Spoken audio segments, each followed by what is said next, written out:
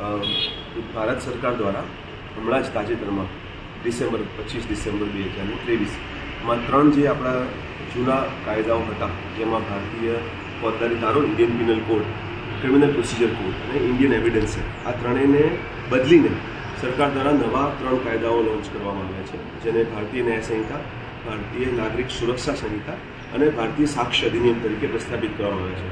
તો એની ઘણી બધી કલમોમાં ફેરફાર કરવામાં આવ્યો છે, ઘણી બધી પ્રોસિડિંગ્સમાં ફેરફાર થયો છે. તો આ પ્રોસિડિંગ્સને આધારે પોલીસ ઓફિસર્સ, ન્યાયપાલિકામાં કામ કરતા એડવોકેટ્સ, જજો, સરકારી ઓફિસરો, દરેકને કાર્યરીતિમાં ઘણું બધું ધરખમ પરિવર્તન આવશે.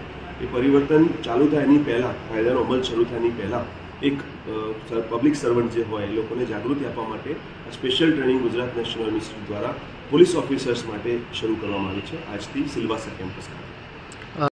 नमस्ते, मेरा नाम है राजकिरण त्रिपाठी. मैं assistant professor of law JNLU Silvassa campus हूँ और मैं हार्दिक पारेख सर के साथ मिलकर यहाँ पर ये जो ट्रेनिंग सेशन हमने ऑर्गेनाइज़ किया है UT पुलिस डिपार्टमेंट के लिए, उसको कोऑर्डिनेट कर रहा हूँ और मैं यहाँ क्लासेस भी लूँगा.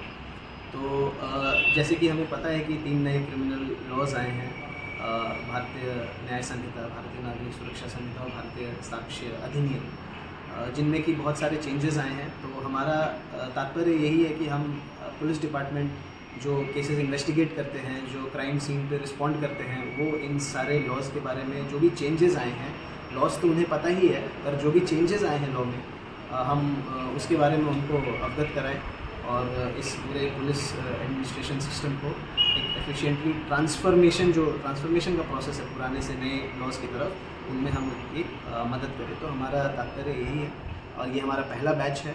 आगे ऐसे और 10 बैचेस आएंगी.